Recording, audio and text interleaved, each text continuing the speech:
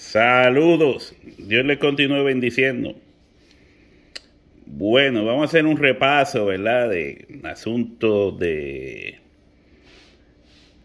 los comentarios que he estado haciendo en cuanto a escatología, según la postura que yo creo. Entonces, he hecho esta gráfica profesional que la hice, ¿verdad?, sin escatimar gastos. Así que con esta gráfica pues quiero tratar, ¿verdad?, de que se entienda un poco mejor,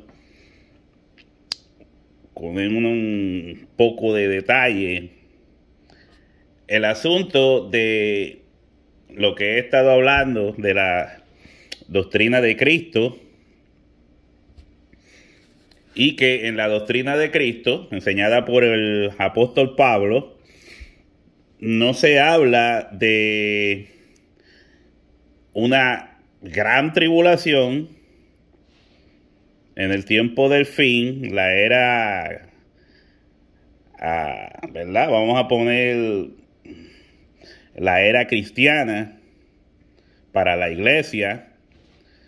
Ni se habla de un anticristo como hijo de Satanás que va a venir en el tiempo del fin después del supuesto rapto, según la teoría más aclamada, aunque muchos no la comprendan. Muchos la creen, pero ni la entienden ni la comprenden, porque ni los que la crearon la comprenden. Así que, si vemos aquí, ¿verdad?, en el comienzo, lo que estoy poniendo es la era cristiana. No estoy hablando del Antiguo Testamento, pero estoy, ¿verdad?, poniéndolo desde el punto de vista de la era cristiana, desde el primer resucitado, que fue Jesucristo, el primer resucitado, hasta la última resurrección. Ya le había dicho anteriormente que en Primera de Corintios, capítulo 15, del 22 en adelante, habla de las resurrecciones. Y ahí en Primera de Corintios 15 se muestran tres resurrecciones. Tres resurrecciones. También lo pongo desde el punto de vista de la era cristiana, lo que nosotros conocemos como el reino o la iglesia. La era cristiana es el reino de Cristo, que figurativamente se presenta en el libro de Apocalipsis como el milenio o la iglesia de Cristo. En Apocalipsis 20, del 1 al 10, se habla de eso. Entonces, entendemos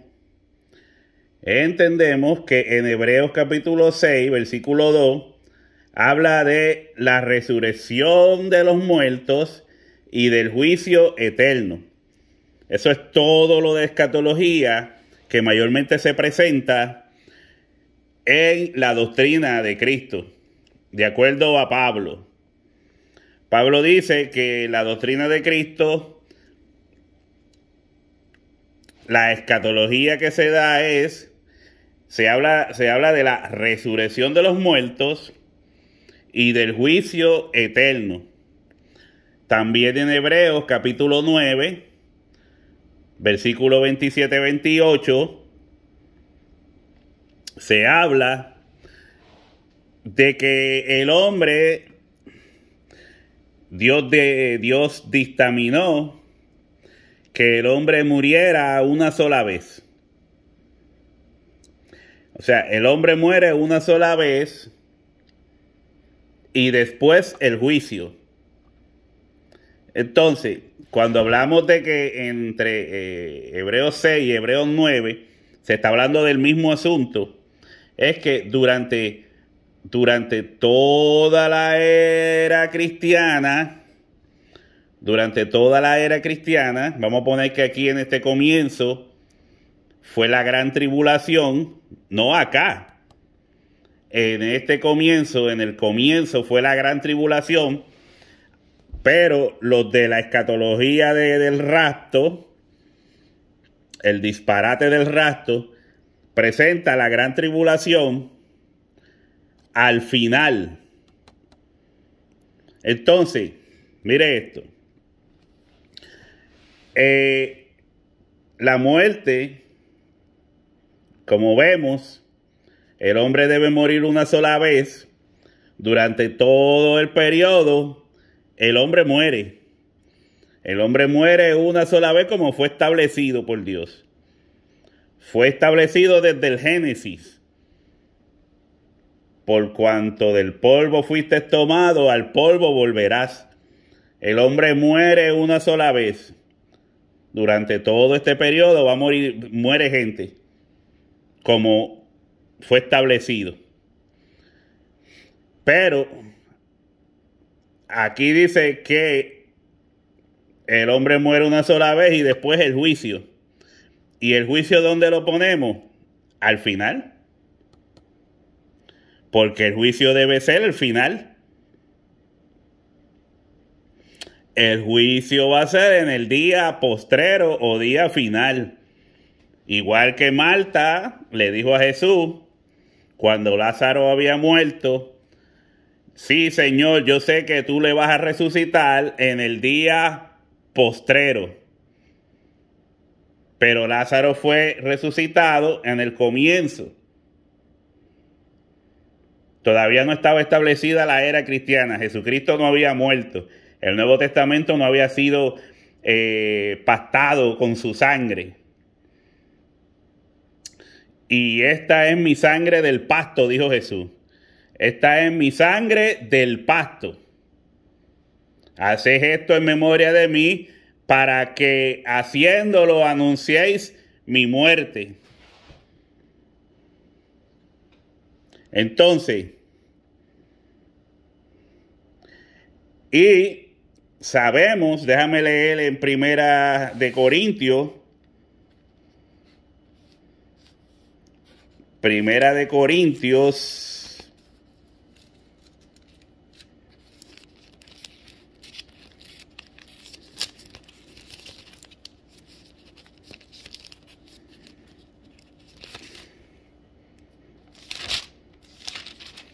en el verso 22 en adelante, dice: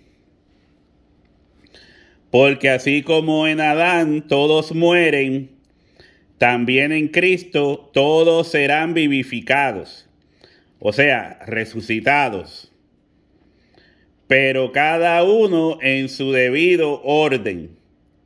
Cada uno en su debido orden. Dice, Cristo, las primicias, luego los que son de Cristo en su segunda venida o en su venida. Ya habíamos entendido, ¿verdad?, que según el libro de Hebreos,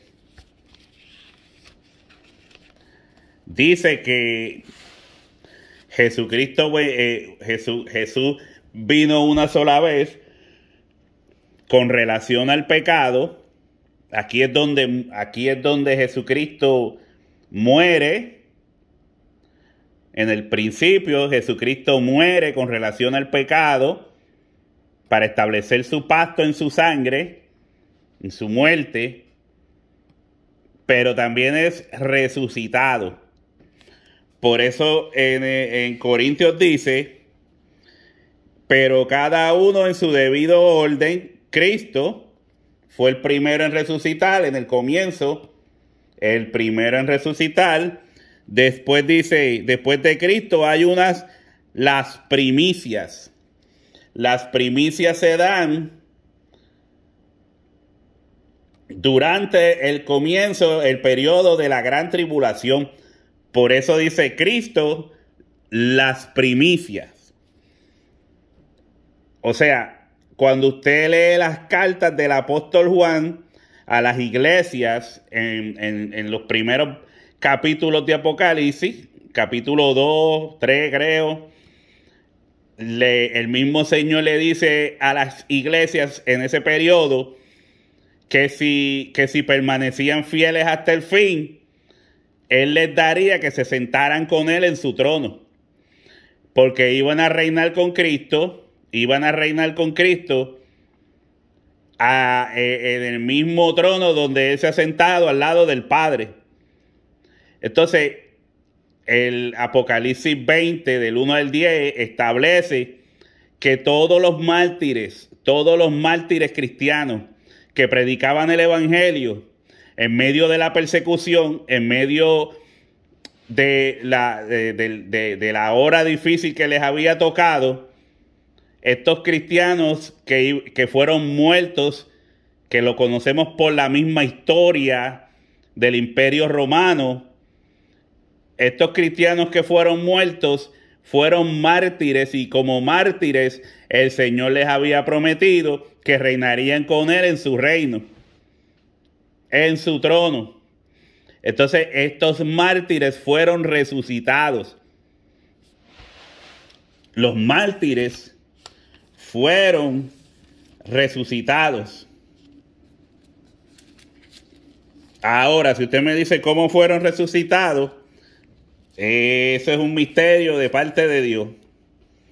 En Apocalipsis 20, que les voy a leer ahora, dice, Apocalipsis 20, del 1 en adelante, dice: y vi un ángel que descendía del cielo con la llave del abismo y una gran cadena en la mano, y prendió al dragón, la serpiente antigua, que es el diablo y Satanás, y lo ató por 1000 años, y lo arrojó al abismo, y lo encerró, y puso su sello sobre él, para que no engañase más a las naciones, hasta que fuesen cumplidos 1000 años.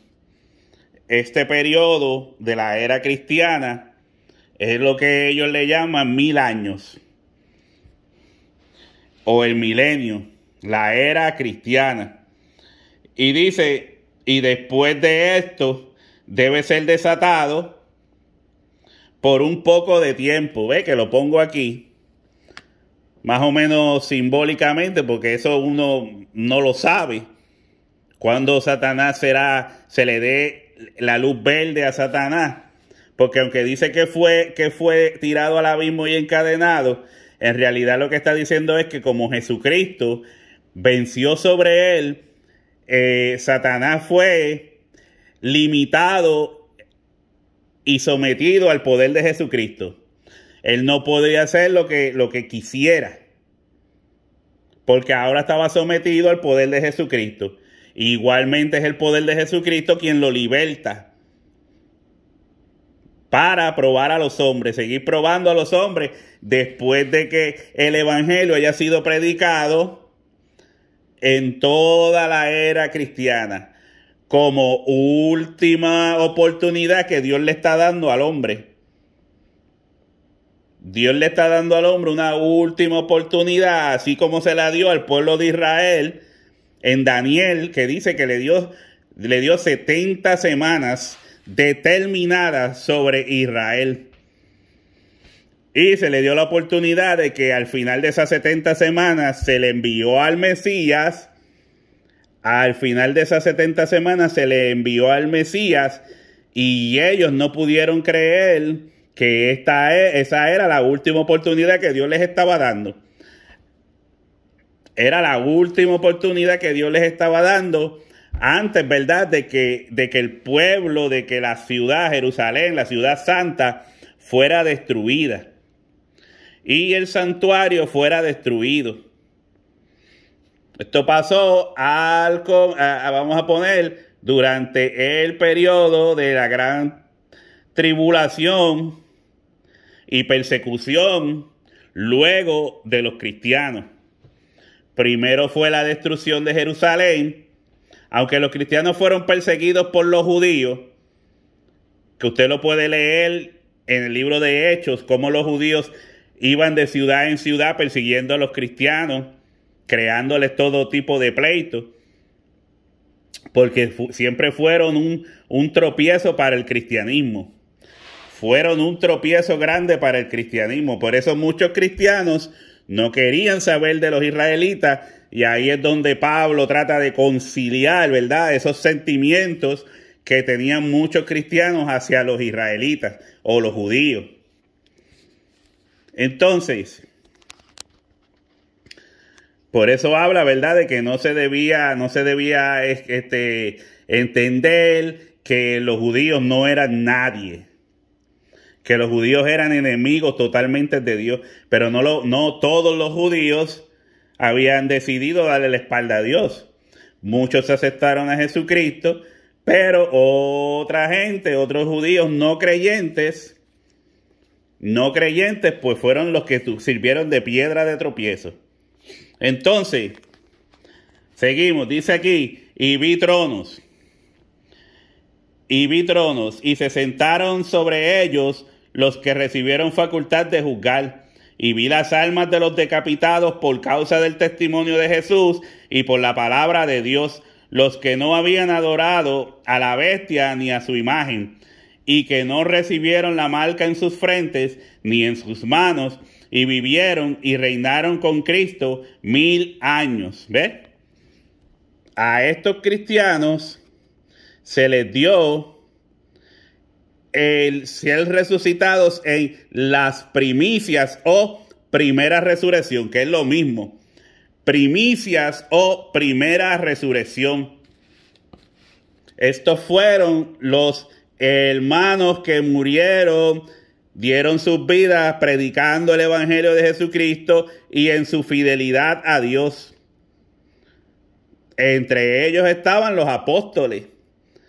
Por eso Pablo sabía todo esto. Juan lo sabía, Pedro lo sabía, que Jesucristo venía en juicio contra Jerusalén, contra el santuario, y que Roma destruiría a Jerusalén y destruiría el santuario y también perseguiría a los cristianos. Perseguiría a los cristianos, pero es en este tiempo. Por eso usted puede, cuando usted ve en muchos de los pasajes que hablan de que vendría persecución, que habla de que vendría aflicción, que habla de que tenían que poner sus vidas, exponer sus vidas, pero seguir siéndole fiel a Dios y sirviéndole a Jesucristo, pues se está hablando de esos cristianos que fueron resucitados en la primera resurrección, y que todas esas persecuciones que estaban a la vuelta de la esquina para ellos eran cosas que pues tenían que pasar. Por eso dice un texto que el juicio de Dios comenzaba por la casa de Dios. El juicio debería comenzar por la casa, porque a esos que mataron y torturaron cristianos, pues Dios iría contra ellos. Y ahí es donde vemos el libro de Apocalipsis, donde se presentan tantas cosas que muchos no las comprenden. Simplemente se está presentando la retribución de Dios, pagándole al imperio romano como ellos le pagaron a la iglesia de Jesucristo. Eran los días de retribución. Por eso vemos a Jesucristo peleando con la bestia, que es la cuarta bestia que se presenta en el libro de Daniel. Usted debe de entender que el libro de Daniel está más relacionado a los israelitas o los judíos. Está más inclinado hacia los judíos. Pero el Apocalipsis está inclinado a la historia de la iglesia. Lo que pasó la iglesia en manos de Roma. Por eso usted ve que Gabriel el ángel, cuando va a darle el mensaje a Daniel, encuentra muchos tropiezos. Viene el arcángel Miguel, ayuda a que el mensaje llegue. Y en el mensaje es donde se le da a Daniel el ultimátum hacia el pueblo hacia el pueblo judío, y le dice: 70 semanas están determinadas sobre tu pueblo y tu santa ciudad. 70 semanas están determinadas sobre tu pueblo y tu santa ciudad. Daniel está más inclinado a mostrar lo que pasó con los judíos, la destrucción del templo.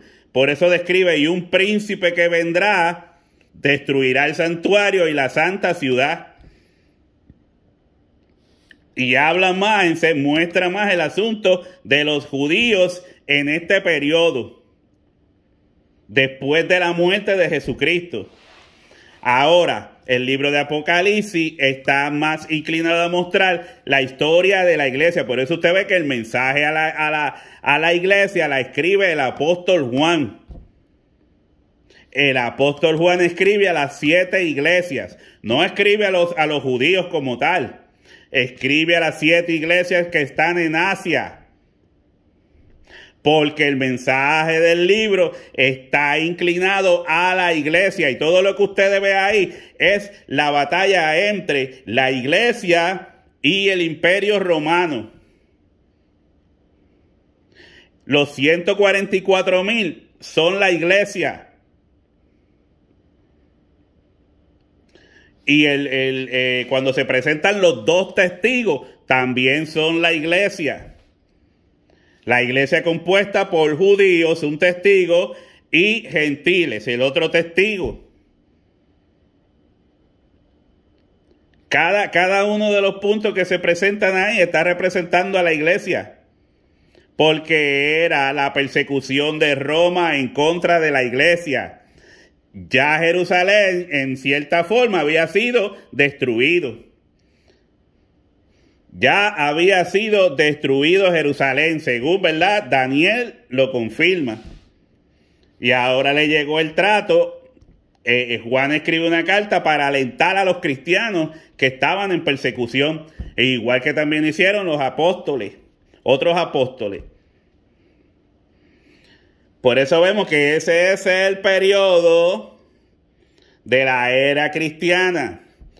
Cuando Juan habla de anticristo, de que oíste que vienen anticristos y ahora hay muchos falsos maestros, habló para el comienzo. Les dejó de ver a los hermanos que habría muchos falsos maestros en el comienzo que eran anticristos. Ya oíste que el anticristo viene. Pues aún así han venido muchos anticristos. Lo que revela la Biblia es que han venido muchos anticristos, no uno, muchos. Eran muchos falsos maestros. Apostasía, porque ellos eran cristianos, eran de nosotros. Pero no de todo corazón. Eran de nosotros, decía él. Eso es apostasía. Recibieron enseñanza cristiana, aprendieron enseñanza cristiana hasta por los apóstoles, y aún así salieron de la iglesia porque su corazón realmente no se lo habían dado al Señor. Entonces, vemos, ¿verdad? Satanás será suelto para engañar a las naciones durante la era cristiana. Por eso está viendo que cosas que antes eran malas, que se veían, todo el mundo las veía, ahora tenemos que explicarlas y hasta pelear una batalla que se supone que no se esté dando, que la gente sea clara a entender lo que es bueno y lo que es malo. Pues no, ahora tenemos que dar a explicar todos los días si la sodomía es mala, si tener relaciones con niños es malo, si el aborto, que si es malo, que si es bueno, que la mujer puede decidir sobre su cuerpo, pero a la misma vez que decide sobre su cuerpo, quiere decidir sobre el cuerpo del niño. Que es increíble que la mujer tenga en su corazón el poder matar a su hijo. Pues todas esas cosas ahora hay que explicarlas, que a muchas personas se les hacen comunes y normales. Eso es porque Satanás, como dice el texto, está engañando a las naciones. está engañando a las naciones. Dice aquí, y vi tronos y se sentaron sobre ellos los que recibieron la facultad de juzgar, y vi las almas de los decapitados por causa del testimonio de Jesús y por la palabra de Dios, los que no habían adorado a la bestia ni a su imagen, y que no recibieron la marca en sus frentes ni en sus manos, y vivieron y reinaron con Cristo 1000 años. Dice, pero los otros muertos no volvieron a vivir hasta que se cumplieron 1000 años. Mire eso, mire. Cristo fue el primero, la primera resurrección. El primero en resucitar fue Cristo. Esa es la primera resurrección. En cuanto a... Bueno, porque es que en Él todos van a resucitar. Es un enlace. La resurrección de Cristo. Cristo le hace la promesa a los cristianos que perseveren hasta el fin, hasta la muerte, que van a resucitar y van a reinar con Él. Entonces, estos cristianos que son asesinados por la bestia van a resucitar, y esta sería la primera resurrección. Esta resurrección no tiene que ver con la general. Es una resurrección de mártires. La iglesia sigue a través de la historia. Estamos hasta el final, los finales, ¿verdad? Poniéndolo desde ese punto de vista. Satanás sigue engañando a las naciones. Satanás sigue engañando a las naciones. A lo que antes se le decía malo, ahora se le dice bueno. Y a lo que se le dice bueno es malo. Y al final, que es lo que estamos esperando, según estos textos que están aquí, que es necesario que el hombre muera una sola vez y después el juicio, y que tiene que venir la resurrección para que haya un juicio, es aquí donde se da la segunda resurrección, en el día postrero. Este es el día postrero, porque después de aquí para acá es otro cantar. Es la eternidad. Entonces, segunda de Pedro, capítulo 3, habla de la segunda venida, donde la tierra y los elementos y los cielos y todo lo que compone eso va a ser destruido, quemado, deshecho, fundido, porque esas son las palabras que se usan. Nada de purificar, nada de cambiar la atmósfera, nada de una nueva administración. No, la tierra y los cielos desaparecerán delante de Dios, porque no hallarán más lugar delante de Dios, según dice Apocalipsis. Pedro presenta cómo van a ser destruidos con fuego. Igual que hubo un diluvio, va a caer fuego, literalmente. El diluvio fue literal y el juicio que viene sobre la tierra es literal. La tierra y los elementos y todo lo material será destruido para establecer lo espiritual. Aquí es donde será la resurrección general y la victoria total sobre la muerte con la segunda venida de Jesucristo. Como va a ser una resurrección general, dicen en Juan capítulo 5, versos 28-29, que Jesucristo vendrá y llamará a los muertos de los sepulcros en ese día, a la hora que Él lo va a hacer. Dice que a esa hora, porque vendrá la hora, que los muertos serán resucitados, tanto buenos como malos. Los buenos serán resucitados para vida eterna y los malos resucitarán para condenación.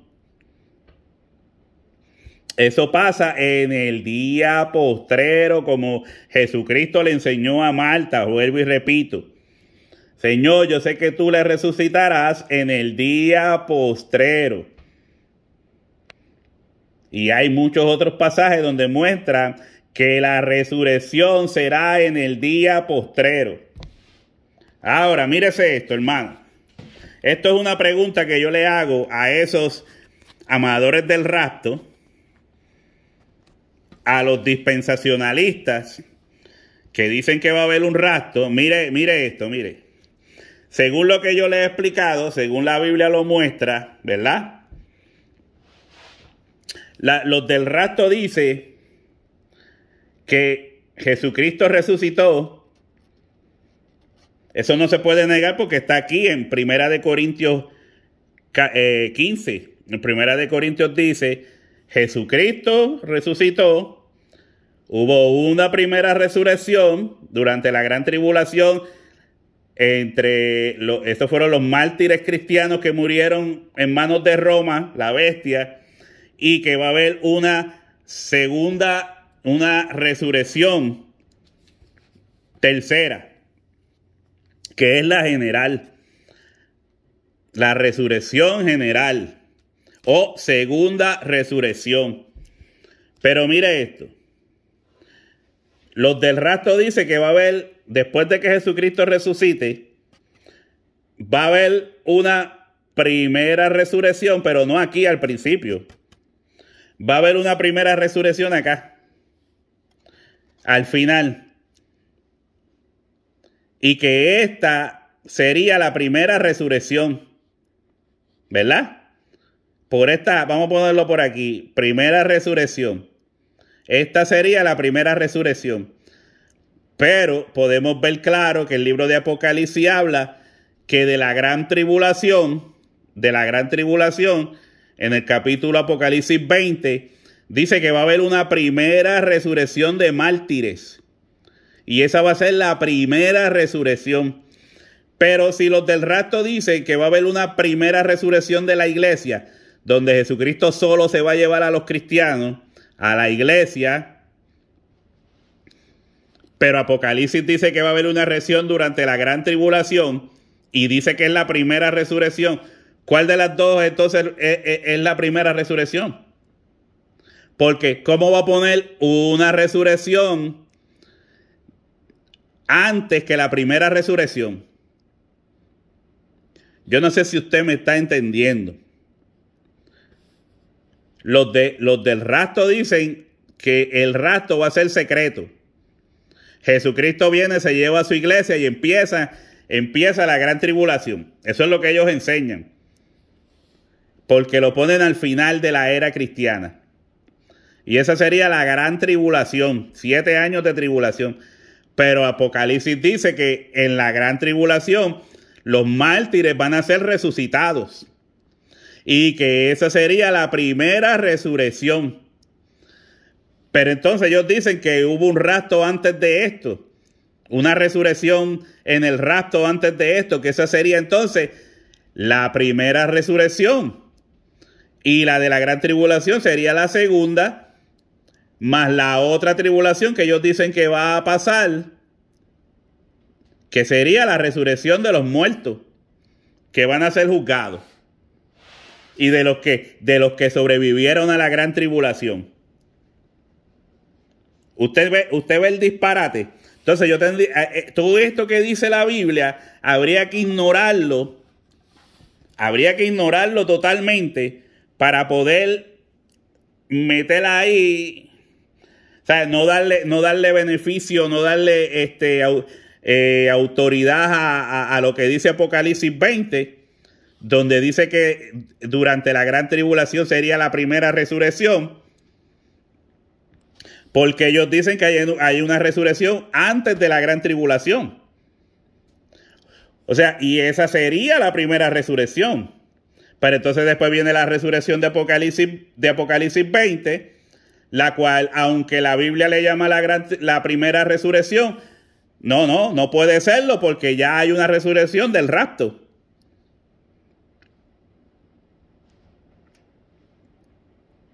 Así de mezcolanza es este asunto. Entonces sería la resurrección de Cristo. Según el rapto, sería la resurrección de Cristo. ¿Verdad? Movemos la gran tribulación al final, no al principio. O sea, la bestia no era Roma. Ahora hay que mover eso al final porque viene Roma resucitada en manos del anticristo. Pero antes de que venga ese anticristo, Jesucristo se lleva a la iglesia en la resurrección. Arrebatamiento y resurrección. O sea que esto es una resurrección. Pero no es la primera resurrección, porque la primera resurrección está en Apocalipsis 20. Y son los mártires, los decapitados, los que van a resucitar, la primera resurrección. Entonces, o sea, se le pierde todo el sentido de lo que el texto dice, de lo que los textos dicen. Se pierde todo el sentido. Entonces estábamos hablando de una primera resurrección. ¿Cuál es? Que estamos también mostrando Primera de Corintios 15, que habla de 3 resurrecciones. La de Cristo, la de los que luchan con la bestia, con Roma, y son asesinados, son martirizados, y la resurrección final, que es la del día postrero, la general. Pues entonces en el rapto sería la resurrección de Cristo,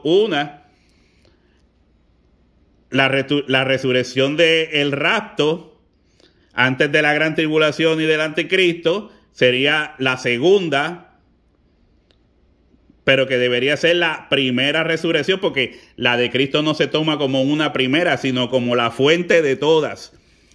Entonces vendría el rapto, primera resurrección, después lo que es en sí la primera resurrección, que es durante la gran tribulación, los mártires, y la resurrección final, que es la resurrección general. O sea, se le añade una resurrección que no dice la Biblia, que es el rapto. No sé si me entiende. Estoy tratando de explicarle con esta gráfica perfecta que hice ahí. Pero el que ha leído esto, el que le gusta la escatología y ha leído esto, por favor, no puede negar de que no concuerda, el rapto no concuerda con nada. El rapto no concuerda con lo que la Biblia enseña. Y eso, yo estoy, aquí no está todo lo que uno necesita para explicar esto. Simplemente estoy tratando de hacerlo en forma liviana. Por eso hice esta gráfica, tratando de exponer nada más lo más importante, lo que atañe a la iglesia de Cristo. Porque el Apocalipsis mayormente está llevando el asunto a la iglesia. Entonces, el rapto habla de 4 resurrecciones, mientras que Primera de Corintios 15 habla de 3. O sea, nos estamos yendo por encima lo que es la resurrección de Cristo al principio. Y la segunda resurrección no tiene que ver con nosotros, con la iglesia actual de Jesucristo. Por eso, estos son casos aparte que están descritos en 1 Corintios 15. Pero lo que es la resurrección general, al final, el día postrero, es la que tiene que ver con todos. Por eso aquí dice que la doctrina de Jesucristo solo habla de la resurrección de los muertos y del juicio eterno.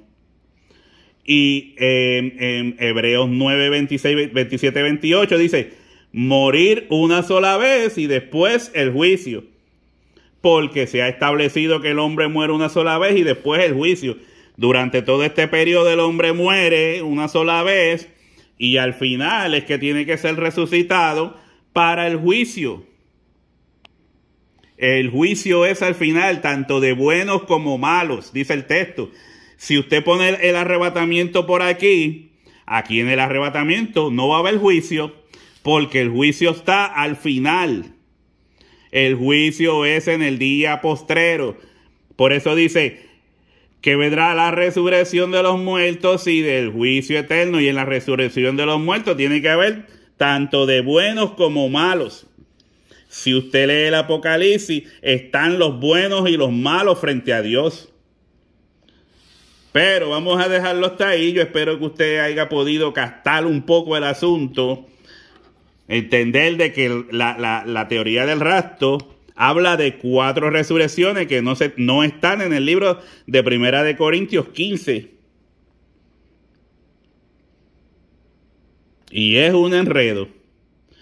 Porque ¿cómo va a haber un rapto antes de la primera resurrección, que sería en la gran tribulación? Entonces, ¿cuál de los dos es la primera resurrección? Es un enredo.